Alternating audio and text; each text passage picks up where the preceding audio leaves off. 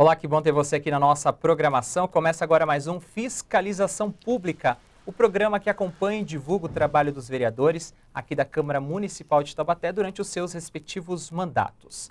Edição de setembro chegando aqui para você e a gente recebe aqui nos estúdios a vereadora Vivi da Rádio do Republicanos. Vereadora, seja bem-vinda a mais uma edição do Fiscalização. Obrigada, Jô. Para a gente é sempre um prazer vir prestar conta do nosso trabalho. Eu gosto que vocês fiscalizam os fiscalizadores. Então, agradeço muito essa oportunidade para a gente poder levar para a população cada vez mais aí a nossa ação na cidade de Taubaté. Bem, para este programa de setembro, a vereadora trouxe um convidado que vai apresentar para a gente agora. Vereadora, fique à vontade. Estamos aqui com o Cacá, meu parceiro, meu amigo. Veio candidato a deputado estadual na última eleição, teve 1000 votos na cidade de Taubaté, muito bem votado, um grande parceiro, junto com o deputado federal Rodrigo Gambale, que mandou emenda para a gente aqui para a cidade de Taubaté. E hoje o Cacá, que é defensor, que é um grande lutador da causa do autista, ele participou comigo hoje no programa na rádio e também chamei ele para que ele pudesse participar com a gente aqui também, né, Cacá? Seja bem-vindo. Eu que agradeço, minha amiga Vivi. Nós, de fato, temos uma parceria de longa data. Eu sei da luta da Vivi aqui na cidade, através da rádio, né, denunciando, lutando em favor da saúde pública aqui na cidade. Obrigado à TV Câmara, você, Josivaldo Oliveira, e a oportunidade que eu estou tendo nessa tarde de estar com vocês.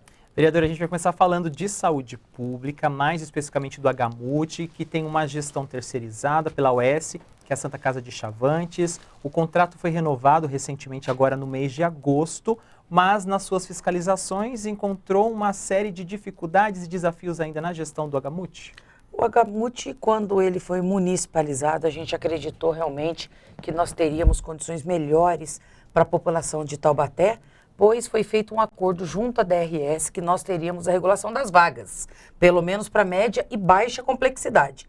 Quando se trata disso, a gente se lembrou daquela senhora que precisa operar um dedinho, que ela tem diabetes e ficava na fila do cross com tanto tempo. Lembramos daquelas pequenas cirurgias, médias e pequenas cirurgias, tão demoradas mesmo, catarata e assim sucessivamente, que a gente facilitaria e diminuiria aquela baita fila de espera. E foi isso que aconteceu quando, na época do Ortiz, ele municipalizou o hospital e a gente realmente começou a regular a vaga. Quando mudou o governo Saúde assumiu, eles se negaram a fazer a transição junto com o governo Ortiz, perdendo então a regulação das vagas. Ou seja, o nosso hospital começou a pagar, né, o HMUT, mas não ter mais as vagas para o taubatiano. Então já começou ali a grande perda que o município teve. Não contente com isso, eles deixaram de pagar. Na época era a SPDM que geria o hospital municipal, deixaram de pagar, virou uma bola de neve, chegaram até 30 milhões de dívida com o hospital, que não aguentou o tranco e foram embora da cidade, abrindo uma nova licitação e a Santa Casa Chavantes ganhou. A gente olhando o valor, era 6 milhões e 800, subiu para 9 milhões e pouco, mas a gente sabia também ainda que não era suficiente para sustentar um hospital. Lembrando que esse hospital tem o apoio aí, uma parte 3 milhões do governo federal, 3 milhões do governo estadual e 3 milhões e 400, eu não estou falando números exatos, que eu não consigo lembrar números exatos, mas aproximadamente com o município de Taubaté. Isso gerou um gasto para o município. O governo Saúde começou a entrar numa decadência, deixou de pagar o CAF, a gente começou a deixar de receber recursos do município e então entramos no caos, onde o hospital chegou a ponto de fechar os leitos, fechar clínicas médicas, fechar setor de cirurgia, otorrinolaringologia, quase fechou o setor da psiquiatria. Eu acompanhei tudo de perto e a gente viveu realmente um verdadeiro caos em 4 anos. O prefeito Sérgio Vitor agora chegou, tomou posse do mandato dele e está vendo a situação de perto. Uma coisa que eu gosto de destacar, que eu sou muito justa, é que esse atual prefeito, pelo menos pagando por mês a parte do hospital, ele está conseguindo. Coisa que não foi feita na última gestão e virou um caos para a gente. Porém, esse valor não é o suficiente para a demanda que tem dentro do hospital. Mas reabriram centros cirúrgicos, voltou a ter cirurgias ortopédicas, nós temos agora o otorrinolaringologia novamente ativo, estava em média 3 anos para uma criança pegar um aparelho auditivo, agora nós já voltamos à normalidade e a gente vê aí a Casa Chavantes lutando para tentar trazer uma melhoria, mas é aquele negócio, o número não bate, o valor não bate. E aí sim foi quando eu me posicionei para que a gente possa começar a fiscalizar de perto, porque existe um contrato onde a Chavantes precisa ter mais 300 funcionários contratados e não tem. está um déficit disso, e isso está ocasionando uma sobrecarga em cima dos trabalhadores, né, dos funcionários, que vêm reclamando para a gente. Eles fizeram quarteirizações lá dentro, Jô. O que é isso, Cacá? Ele é uma OS que ganhou para poder gerir o hospital. Chegou lá, eles não têm suporte para cozinha, para hotelaria, então eles quarteirizaram. Sofreram uma glosa de 10 milhões da prefeitura de serviços que não foram prestados. E que a prefeitura está dando a razão dela de glosar. Porém, se o hospital não sobrevive com 9 milhões, imagina você tirando duas parcelas de 5 milhões. Não pagaram as quarteirizadas. As quarteirizadas automaticamente deixaram de prestar um bom serviço. Então, de todo esse imbróglio, esse rolo burocrático administrativo, quem está pagando o preço é o doente, é a população que faz uso do hospital. Como? Servindo 3 nuggets num prato de comida para um doente que precisa se recuperar, servindo um punhadinho de ovo mexido com tomate, 15 gramas de ovo no prato apontava com arroz e feijão. Uma senhora fez xixi na cama, deu um azar, porque eu estava bem na hora lá fazendo a fiscalização. E eu fez xixi, tem que trocar roupa de cama, peraí. Eu mesmo fui olhar, não tinha roupa de cama para trocar. Não tinha, Jô.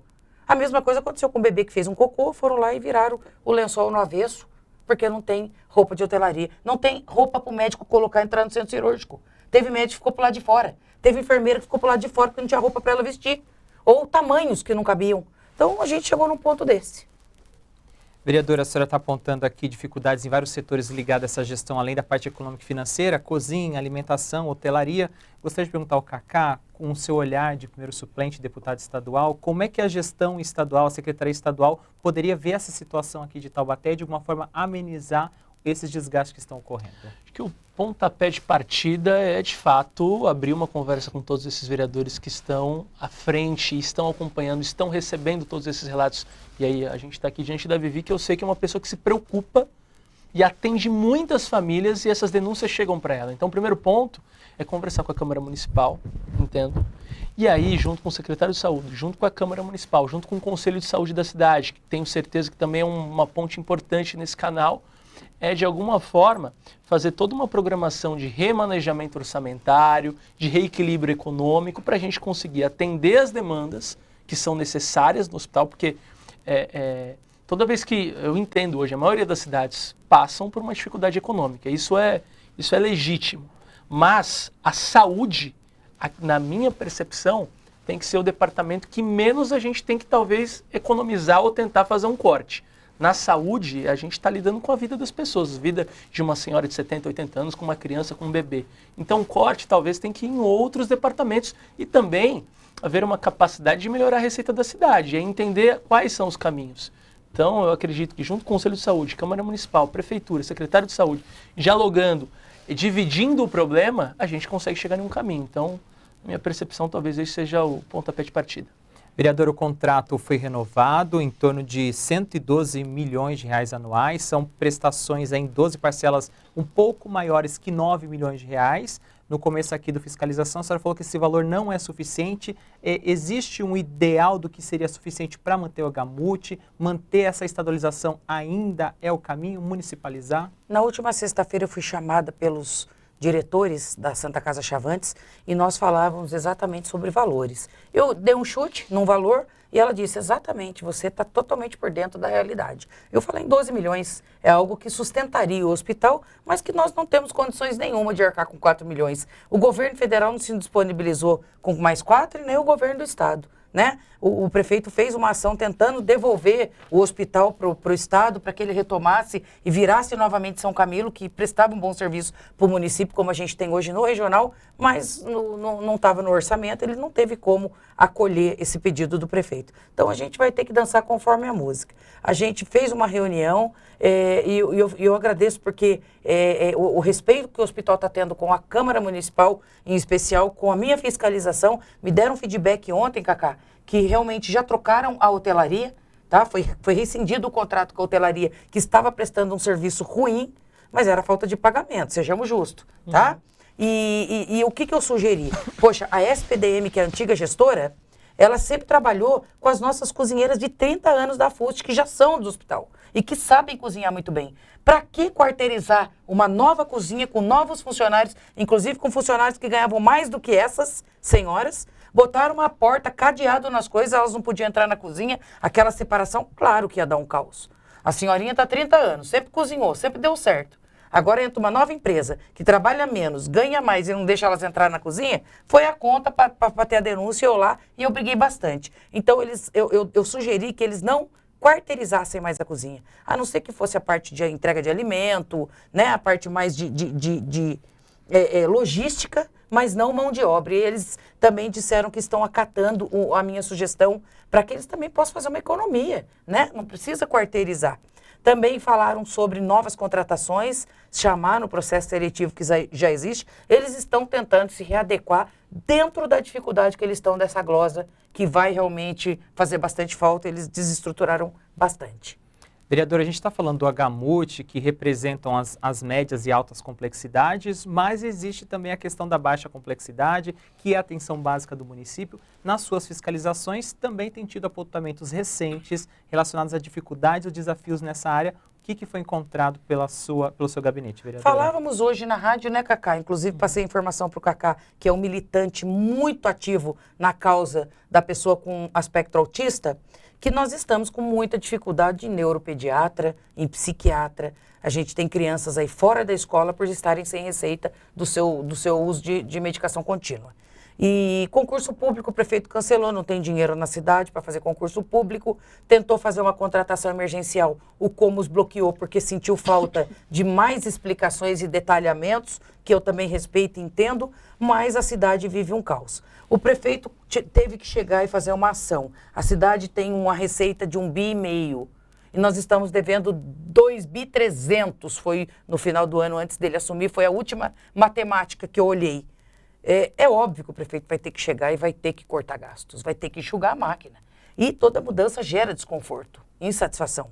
E isso ocasionou com a primeira ação dele com o servidor público, que é a diminuição de salubridade, uma reformulação de quem estava recebendo e não podia, e os funcionários ficaram realmente, o servidor ficou muito insatisfeito. Dentro da razão deles, a gente compreende, é ruim tirar benefício, é ruim mexer no salário das pessoas. Sim. Mas ele fez uma regulamentação, inclusive seguindo aí um TAC do Ministério Público, tem lei que estava cobrando, já era para o antigo prefeito ter feito essa readequação e não fez, e sobrou para ele fazer, ele fez, tá? Até porque tem um apontamento para o SAUD por não ter feito. Então, o que acontece? O que a gente está notando é que nós temos uma porcentagem enorme de servidor que pediu afastamento por licença médica, tratamento de saúde. Foi muito grande, eu não estou lembrando a porcentagem. Foi discutida aqui na sessão, mas eu não estou me recordando. Muita informação na minha cabeça. Porém, um número bem representativo, que a gente já está em falta de médicos. Então, os que pedem licença, alguns, complicou a vida do munícipe. Mais uma vez, é o munícipe pagando por um imbróglio administrativo. Eu fico triste, eu tenho falado isso em tribuna. Doutores, por favor, não se afastem para punir o prefeito. O prefeito tem convênio médico. O prefeito mora num condomínio fechado. Vocês vão prejudicar aquela pessoa carente que faz uso do hospital. E mais uma vez a população pagando o preço dos embrólios e cacas feitos por gestores. Então, o que acontece? Hoje nós temos falta de médico na rede e o pior, a denúncia que está chegando, Cacá, é assim, minha consulta já estava marcada há meses, quando eu cheguei lá o médico, ele entrou hoje com o atestado e está afastado. Ninguém comunica a população, Joa. Você chega lá, o rapaz veio de Caçapava, pediu uma licença, que ele trabalha lá em Caçapava com o Ian. Pediu para trazer a esposa no otorrino, chegou lá, o médico faltou. Sem dar satisfação, ninguém avisa ninguém, ou não sei se afastou, licenciou. E aí ele pede um atestado para apresentar na prefeitura, eles escrevem, veio retirar medicação. Eles não têm nem coragem de escrever que o médico falhou. A atenção básica em Taubaté está ruim, está sob o comando da Mônica, que ainda é resto da Gravena, que era secretária de saúde, que ainda sobrou um pouco de gente dela e que eu não vejo desenvolver trabalho na cidade. Está muito ruim e eu estou batendo em cima disso, que a gente precisa resolver isso. A população não pode, de jeito nenhum, ser prejudicada por conta desses problemas financeiros, administrativos e burocráticos que acontecem dentro da prefeitura. Cacá, quando um município, uma cidade investe em atenção básica, obviamente opta pela prevenção dos seus pacientes, dos seus munícipes, evita a média complexidade, a alta complexidade, no caso dos hospitais, superlotação. Qual que é a importância desses municípios terem essa base bem estabelecida para a gente ter uma rede estadual comprometida, com qualidade e com bons resultados para a população? Assim, ela acabou de falar aqui de uma situação que faz essa ligação de Caçapava e a cidade de Taubaté. A saúde hoje é um problema do Brasil, né? É um problema do Brasil. A falta de profissionais, a defasagem salarial, de ponta a ponta dos profissionais da saúde. Então, quando existe, de fato, essa compreensão e uma força-tarefa envolvida para trabalhar na prevenção junto com os agentes comunitários, na atenção básica como um todo, sem dúvida, quando houver um momento em que o cidadão, aqui em Taubaté, a mãe, o pai de família, ficar doente, você vai ter o hospital um pouco mais vazio, que é o que todo mundo sofre. Aquela demora de 3, 4, 5 horas para ser atendido, ou até no que diz respeito à espera de exames, de consultas de especialidades, que são a média e alta complexidade. Então, a atenção básica é o mais prioritário na prevenção, junto com os agentes comunitários, para a gente conseguir melhorar a saúde pública municipal. E a Vivi, ela traz aqui relatos diários e com muita propriedade. Então, dá para perceber o quão instruída, o quão fundamentada ela está.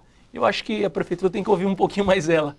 Legal, eu agradeço. Inclusive, eu gostaria que você colocasse para a população o número que você colocou, porque eu citei aqui o nosso problema com a falta do neuropediatra e o psiquiatra. O Cacá hoje trouxe uns dados para mim na rádio, informando números, que eu fiquei muito assustado. Acho importante a gente trazer isso. Nós temos hoje, assim, você que nos assiste, nós temos hoje 443 neuropediatras no Brasil inteiro. Só para fazer um paralelo, nós temos algo próximo de 50 mil pediatras em todo o Brasil. Isso segundo o Conselho de Pediatria, isso segundo o Conselho de Neuropediatria. Isso quer dizer que a fila de neuropediatria é gigantesca em todas as cidades do estado de São Paulo e de todo o Brasil. Então, assim, precisa haver um pacto federativo entre governo do estado, governo federal, câmaras municipais, para que a gente, de alguma forma, potencialize a formação de mais neuropediatras para fazer com que essa mãe que está esperando ali uma receita para uma criança frequentar a escola ou um laudo, ela consiga não ter que esperar 2 anos numa fila de espera. Então, a neuropediatria, a saúde mental como um todo, também precisa de um olhar especial. Aproveitando esse tema, né, desse déficit de profissionais especializados nessa área médica, Cacá, uma das suas causas são as pessoas com transtorno do espectro autista. Nós estamos ainda na Semana Nacional de Luta da Pessoa com Deficiência, dessa visibilidade. Como que é o seu engajamento na causa e quais são os seus resultados e ações concretas nesse sentido? Hoje nós temos um movimento que chama São Paulo pelo Autismo. Eu ajudo as famílias. Acabei de conversar com uma mãe aqui de Taubaté, Joelma, que tem 2 filhos autistas. Nós ajudamos as famílias a conseguirem o BPC-LOAS, que é o benefício de prestação continuada. Nós fazemos ações em prol do autismo em algumas cidades, que é um dia de orientação, de apoio jurídico, mas também de psicológico. Então a gente tem neuropediatra, um TO, dando estratégias de manejo. Então nós temos algumas ações que rodam as cidades aqui do estado de São Paulo. Eu também sou advogado, então todo esse trabalho de orientação nós fazemos. E a nossa luta é para que a gente consiga, junto com o deputado federal, e aí a gente tem que ter essa conversa mais para frente, sem dúvida, é que a gente precisa de centros especializados em autismo nessas cidades. Porque o grande problema hoje é uma mãe demora, mas fecha o diagnóstico, mas não consegue terapia, né? E aí é o nosso grande gargalo, pela falta de profissionais. Então, a gente tem uma luta constante com diversos grupos de famílias atípicas em todo o estado de São Paulo. Vereadora, como o seu gabinete e o seu mandato tem se preocupado com essa causa, ampliando ainda mais essa luta e dando visibilidade às pessoas com deficiência?